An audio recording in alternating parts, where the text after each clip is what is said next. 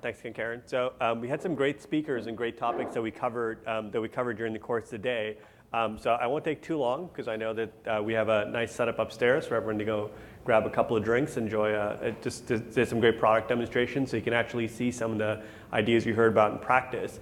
Hopefully one of the things you kind of picked up was that there's a lot of people doing lots of different sorts of transformation projects in different areas. And overall, if you were to kind of take one lesson away from it was none of these things are easy, right? So when you kind of look at the end state, it always looks like, man, that's pretty great. Like that, how do I get there tomorrow? But the reality is, and you get little bits and pieces. I think people ask some questions about what were the hard things, where did people start? But some of these journeys take a long time, and you just got to kind of start somewhere. But overall, one of the things to realize that this isn't just a magical sort of thing, right? It doesn't just happen.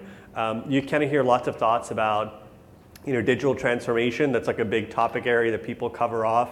But in general, one of the key things to realize is that these things don't just happen magically, but they are kind of steps you have to go through to make it happen. And along the way, really what we want to keep in mind is that you have to realize that you can't have a final, there's no roadmap to follow that gets you exactly where you need to go. Every organization is different. There may be variations from everything from industry to geography, the demographics of your organization, the customers you serve, the industry you're in.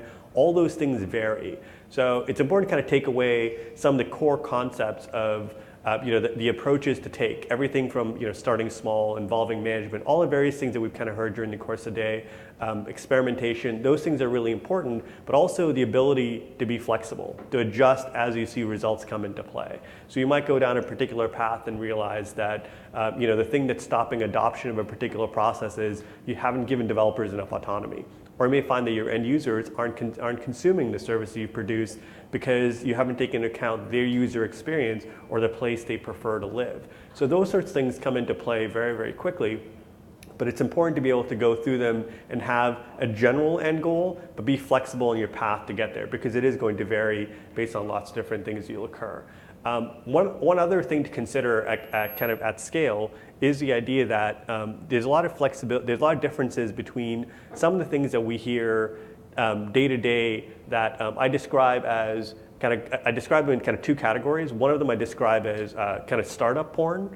So I don't know how many of you have ever kind of caught and this is not like the startup industry of pornography, which would be a really weird thing to talk about, but actually hearing about the sorts of things that you hear web scale companies and startups doing, and you look at it when you're in a larger enterprise and you say, man, I want to do that, right?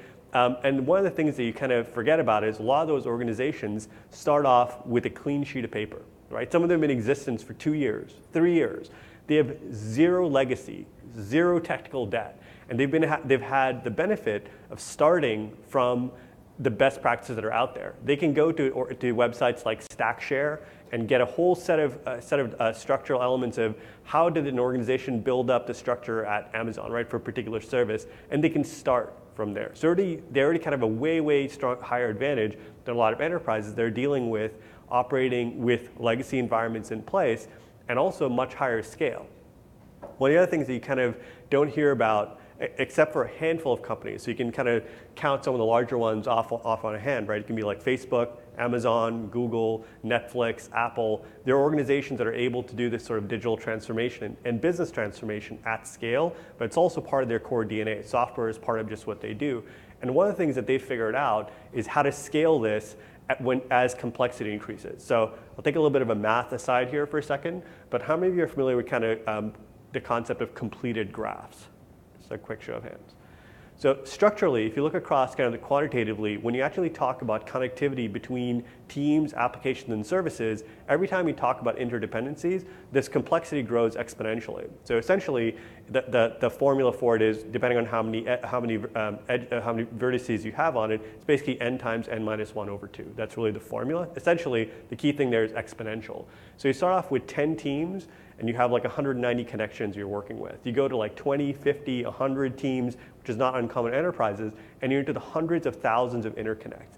And think of every one of these interconnects as representing different things depending on the perspective you want to take. If you're looking at it as an application service that's decomposed into those components, every one of those is a dependency between other services that your application has. If you're looking at them in terms of development teams, every one of those is a communication channel between all of those teams. So every time you add these things in there, think of it as tools. How many tools do you have in your environment? So when companies say, we have every tool under the sun that you can imagine somewhere in an enterprise, how many of you guys have that approach? Where if I named the list of tools you had on there, how many of you do say, yep, we got them all? You don't even have to name them, we have everyone. How many of you would say that? There's a fair number who typically would come in and say those sorts of things. Well, every one of those is another layer of complexity that you have in your environment.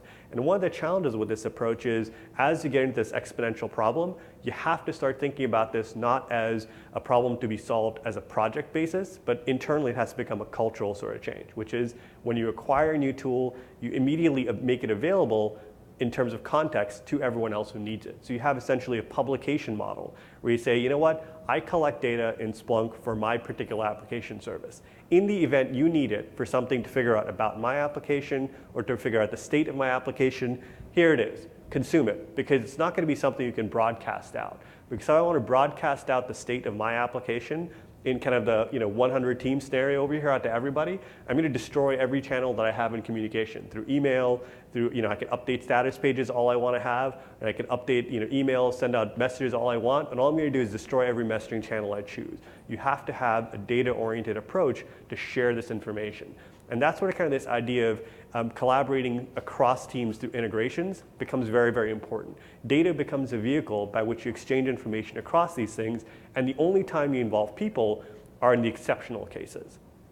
So whether you need to go through a ticketing process that someone has to evaluate first, that's something you have to use sparingly, but use it where the data is delivered to the person to make decisions and make it possible for them to act, to feed things back into the data stream.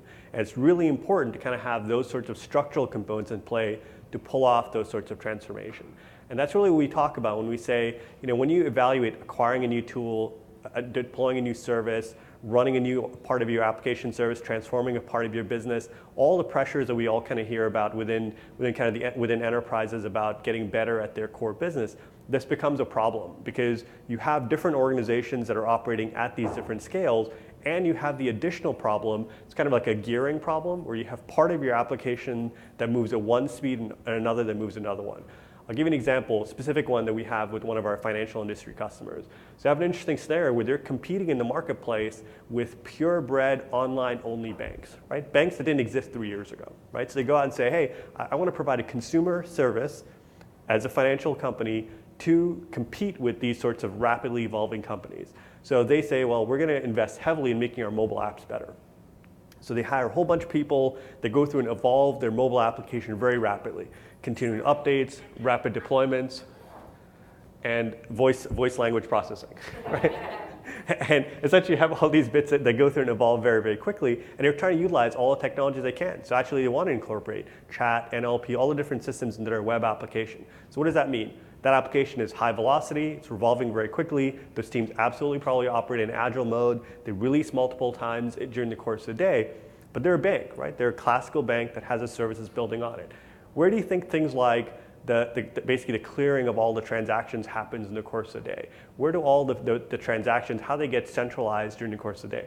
That happens in a mainframe application, right? So you've got this mainframe application that literally operates at a glacial pace compared to their mobile side. So they have these teams with these interconnects across all these systems. So you've got the complexity and the connectivity, then you've got a speed problem.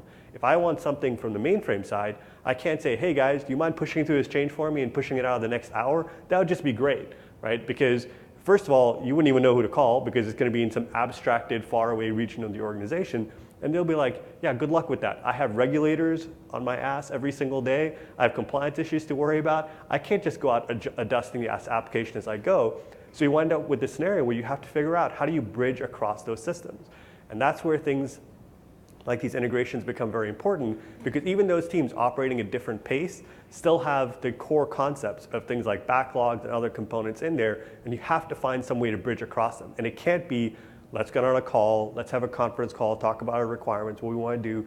You have to have the ability to actually publish across their tools as well. So if they've chosen to manage their workload in an entirely different approach to manage their backlog versus the mobile team, they still have to be able to talk to each other. And that becomes very important when you're choosing that publication model for your data, is to decide how do you actually make information across all those teams available so that they can all be consumed by various teams. And this kind of gearing problem with different teams operating at different premises, different approaches, also spans a technology style.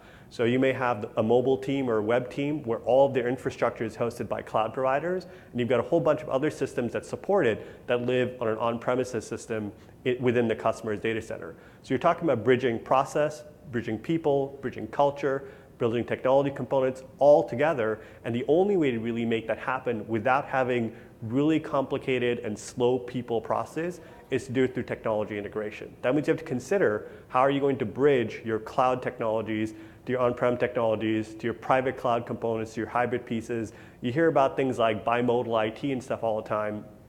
It's actually not even that simple. We had a discussion over lunch where we were talking about kind of n-modal approaches, where in fact you have a whole range of things. Things move super fast, move super slow, but everything in between as well. And that has to be part of your design, is whether you're talking about monitoring, managing services, pushing changes, tracking backlogs, working with vendors across all those systems, the integrations and the ability to collaborate all those has to be part of your design framework. And it can't work top down. It actually only works if you do it bottom up, and that requires autonomy, but also structure to make sure this is provided. Going back to the comment that Karen made earlier, you have to have governance around it to make sure that in having these systems interoperate, you're not breaking other sorts of rules that set you up for compliance and regulatory sorts of risk as well.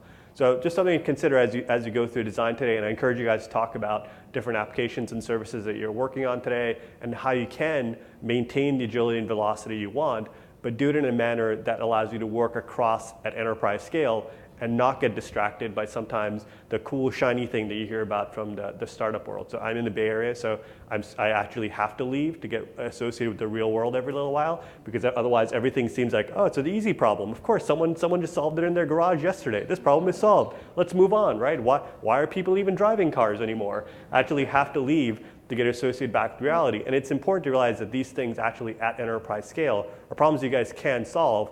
You just have to be thoughtful about it. And these sorts of events are a great place to meet people who are actually solving those problems. So thank you all for attending today. I hope you had an enjoyable session so far. I think we're headed upstairs next. So we'll see you upstairs on the 21st floor. Thank you very much.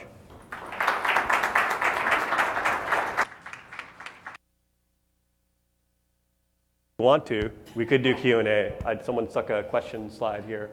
If there are any questions, I'm happy to address them here, or we can certainly grab me upstairs. If anyone does have questions, right now it's fine too. No takers, all right. Upstairs it is. Thank you.